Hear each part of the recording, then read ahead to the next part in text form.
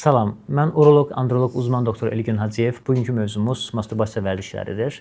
Artıq yetişkinliyə girdikdən sonra masturbasiya biz bəylərin və eyni zamanda xanımların da bir parçasına çevrilmişdir. Burada önəmli olan masturbasiya vərdişləridir təbii ki.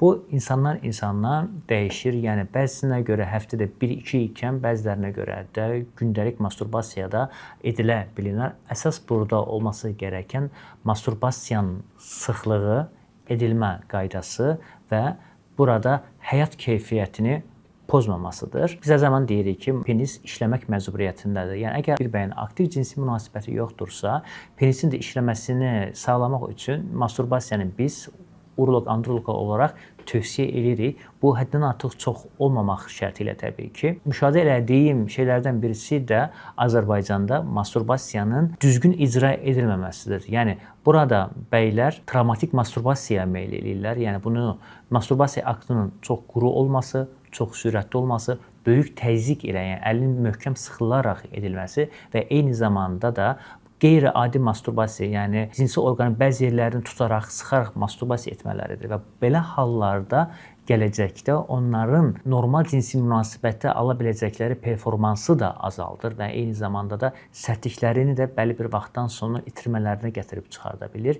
Yəni cinsi orqanda yüksək təzyiqlə, yüksək sıxlıqla masturbasiya eləmək oradakı sinirlərin həssaslığını itirməsi və yüksək təzyiqə öyrəşmələridir və bu təzyiq normal cinsi münasibətə alına bilinmədiyində də bəylərdə hissiyatsızlıq cinsi akt əsnasında sərtliyin itməsinə gətirib çıxarda bilir. Və eyni zamanda da burada başqa bir şey yaranır ki, yəni masturbasiya rahat icra oluna bilən bir aktdır. Yəni buna hər hansı bir xanım lazım deyil. Bəy üçün bir dənə şərait və bir də əli lazımdır. Bu vərdişin artıq sıxlığını artırdığında masturbasiya aqudəçiliyi yaranır. Yəni pasientlərin bəzən olur ki, doktor, səhər mən qalxanda eləyirəm, iş vaxtında pauzada eləyirəm, axşam evə gələndə pauza eləyirəm və bu o qədər çox sürətli, yəni gün içərisində bir neçə dəfə masturbasiya təkrarlandığına görə bu artıq öz evliliyinə də neqativ şəkildə təsir edir və normal münasibətə artıq uzaq durur. Çünki normal münasibət üçün də bəlli bir efor lazımdır, bəlli bir həvəs lazımdır. Eyni zamanda da bu insanlarda tez-tez masturbasiya etməyə bağlı olaraq özlərini izole etməyə çalışırlar. Yəni ki, özlərini kənardan soyudurlar, öz qınına bir növ öz qınına çəkilirlər və beləliklə də insanları asosiallaşdırır eyni zamanda. Bu da uzun dövrdə pasiyentin həyat keyfiyyətinə, insanlarla olan əlaqəsinə də neqativ şəkildə təsir eləyə bilir.